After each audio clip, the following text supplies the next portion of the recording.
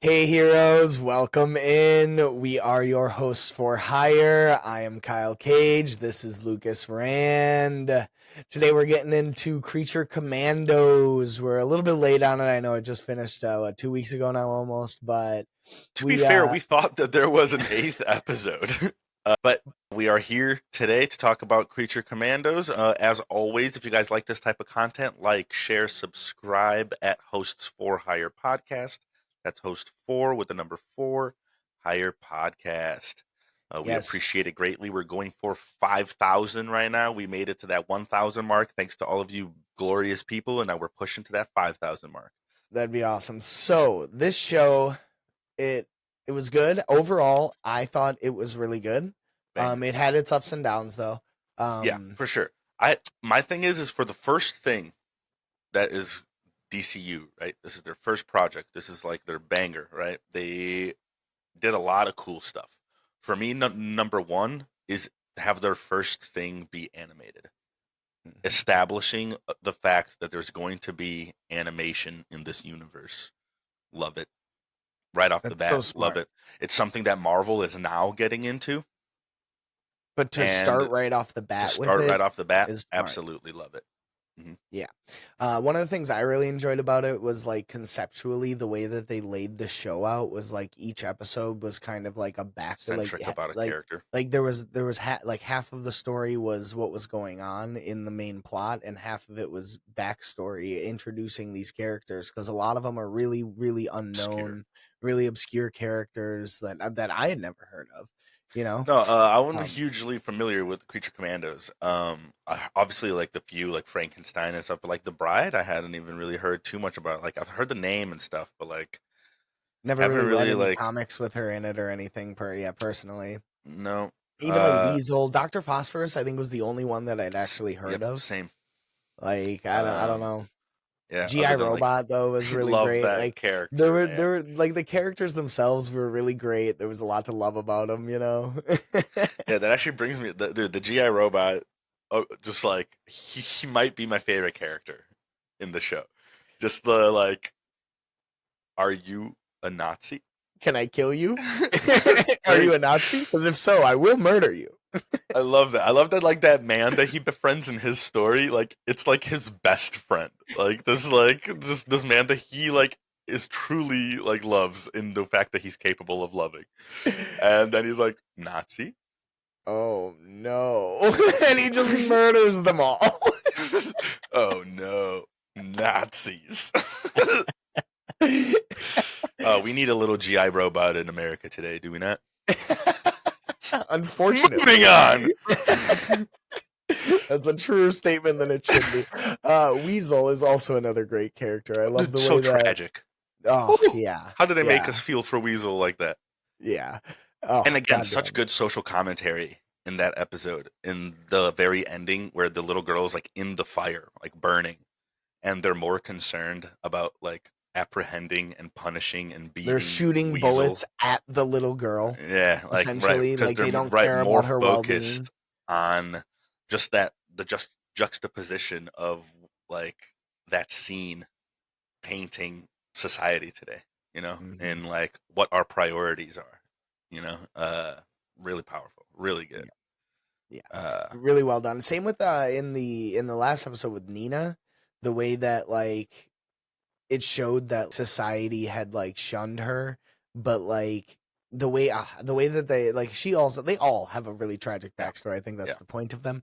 right. But but the way that it showed like her mother leaving and her dad raising her alone and like her dad doing everything in his power to like keep Yeah, her trying to have her have the most a normal healthy life life, possible. right. Yeah. Like and uh, and still just her never feeling like she belonged no yeah, matter how much he tried, no matter how much pretty the people sad, in her life who loved her tried, right. society forced her out Yeah, because she was different, because she didn't adhere to the norms. yeah, yeah, powerful stuff.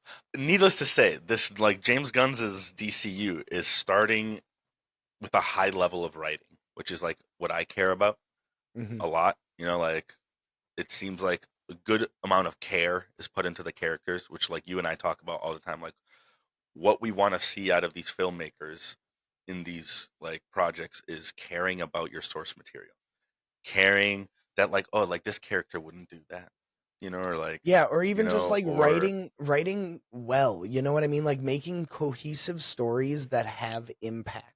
Because that was my that's been my biggest issue with DC, barring the animated movies, has been there's been no emotional impact. Like including the animated movies, talking about like for instance Crisis on Infinite Earths Part 3, the emotional impact of showing Kevin Conroy and having him like, you know what I mean? It's those little things like that that make things great, and yeah, that's for what sure, we've been missing from the live action. yeah, And 100%, well, in with the DC projects in general, I yeah, think. I agree. But going forward, I think we have a good shot at that being better. You know? Yeah, I absolutely agree with that. Something that I kind of felt that fell flat to me was the whole Bride and Frankenstein thing. I get the point that they were kind of, and I enjoyed that when they finally met up, she just like, it's like, fuck you, stalker, and just shoots him like right in Just the chest. murders him. You know, Yeah. pretty cool. Uh, but it also felt just like that kind of was the juice of the whole season, was like this, like them coming together, like eventually. You know what I mean? Like it was building and building through each episode, like little by little, like their meetup. Is building a lot, and like as cool as it was, just for her to be like, "Bam!" Like "fuck you," uh, it kind of fell flat to me. Like Yeah. I wanted a little more there. Maybe even just like more of a scuffle of a fight, like with her coming out on top would have just been just as fine. Like I Yeah. just thought it was It just was like just a been a little quick, it more was just like real entertaining. anticlimactic. Like again, I get what they were trying to paint, the like They don't matter. she doesn't even want to like no. Like So like for me that like I would say the whole character of Frankenstein was kind of a commentary on toxic masculinity and about for like being sure. And like like the where it's like bride they just don't being like, no, deserve the dude, like time of not day. even a second. Like not Yeah. even a second. Yeah. Uh but But as a comic book fan, I wanted to see a I cool still action fight. that moment was still like built up a lot. You know what I Yeah, mean? yeah. And I think honestly that's a good like allegory for the whole show. mhm, The murdering of the princess at the end, the whole like the buildup of the entire show was very anticlimactic. It it's needed true. more. It just needed more episodes. I think Some it needed. questions that I wanted answers, like what happened with Cersei, you know? Yeah, Kind of confused about what happened there. Is she still in custody? Like, what did because she Amanda actually Waller do was. to She her ended up for actually lying? wanting, but she actually wasn't lying. You Right, know, like, or right, like like, like that was a cool twist. I will say the yeah, writing, like that little I twist at the agree. end with like the princess meeting with Clayface was a Yeah, that I was agree. written Is well. Clayface dead? Because they show up to the like apartment and he's just there. Like his face is just obliterated. Like he looks dead. Is that like a ruse? I had heard there's gonna be like a Clayface movie. I'm kind of Yeah, I confused don't know. because as far as that scene went, like because that had happened months or well, at least weeks before. Because Flag was in the hospital for like weeks it would seem. because he was Yeah, like in a coma essentially. I would yeah. I'm assume not at sure. least I'm not a sure if week. yeah, That he at was in the least a couple hospital. days. Yeah, Like well, because if you think about it, they did. It actually had to be only a couple days because they traveled right back to murder the princess almost immediately after. Like that happened in pretty quick succession yeah, from that happening. yeah. That's again Nevertheless, it's why a it few needed more days. time. Like, A few days that Clayface's body is just sitting there, like but that's what I was just thinking. Like maybe all this gooped up. Clayface has like a shedding of skin thing where like he has to like or he sometimes sheds his skin That'd because be like it interesting. seems like they wouldn't just have Yeah, Clayface in it for a half like a part of an specifically, episode. Clayface doesn't die like by being exploded. No, Like it's he really just kind hard to of, kill him. Another thing, speaking yeah. of Clayface, Alan Tudyk is an Oh, amazing voice actor. He's such an incredibly talented actor. I've loved him absolutely. forever. I Same. mean, the first like movie I remember him being in, I didn't know it was him. I didn't put it together until like years later. Was A Knight's Tale with Heath Oh yeah, Ledger. dude. He's the angry one in that, Yeah, and dude. Hey, Paul Bettany is in that too. The yep, Vision. yep. That's a good movie. They're all every Uh, actor in that movie is that's a good incredible. movie. We Truly, got yeah. the Joker, Vision, and Clayface slash yeah, like GI Robot slash yeah, Dr. Phosphorus. The man is playing two different versions of Clayface right now because he's playing both the Clayface in the DCU and in Harley Harley Quinn. Quinn. He's Yeah. playing GI Robot and he's playing Dr. Phosphorus. Two different iterations of four characters in So one. that actually brings up something really interesting. You said Harley Quinn, and they kind of canonized Suicide Squad in this. Now, James Gunn came out with a statement and said essentially that like Suicide Squad is like a foggy memory where like some of it is accurate and some of it is not. So You know, some so of the like events that happened the way that they happened, and some and of them some happened didn't. differently Yep, or didn't exactly. happen at all. Or didn't happen at all.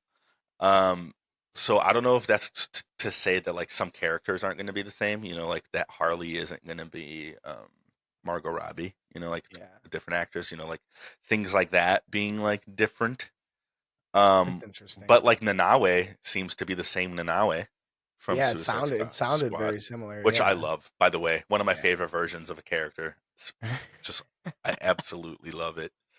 Um, Yeah, that in was an Suicide Squad, underrated bro, one of movie. my favorite moments in any movie, dude, is in Suicide Squad when they're all sneaking and you can see Nanawe in the back trying to sneak in the trees, like he's just hopping around.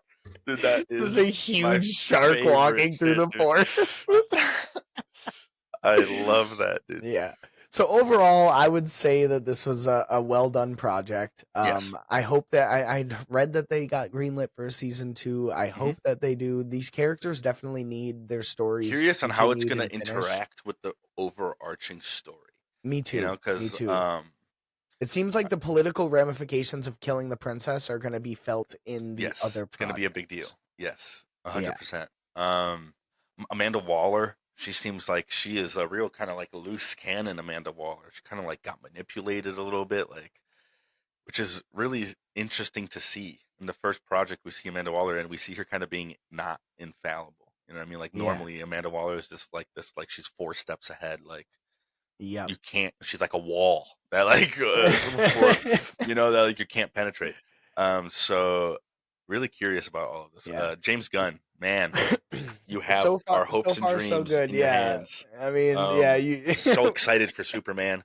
You guys tell us in the comments. Are you one of the people that is excited for Superman? Are you one of the people that is still holding on to the Snyderverse, and you are just unwilling to accept this new James Gunn DCU? Let's talk about it. You know, yeah, tell us what why didn't you like about Creature Commandos? What did you like? What did we miss? You know, because I'm sure we might have missed some stuff. Oh, I'm certain of it. We always do. Mm. Our stoner brains. Uh, Either way, we appreciate you guys for stopping by. We hope to see you on the next episode. And thanks.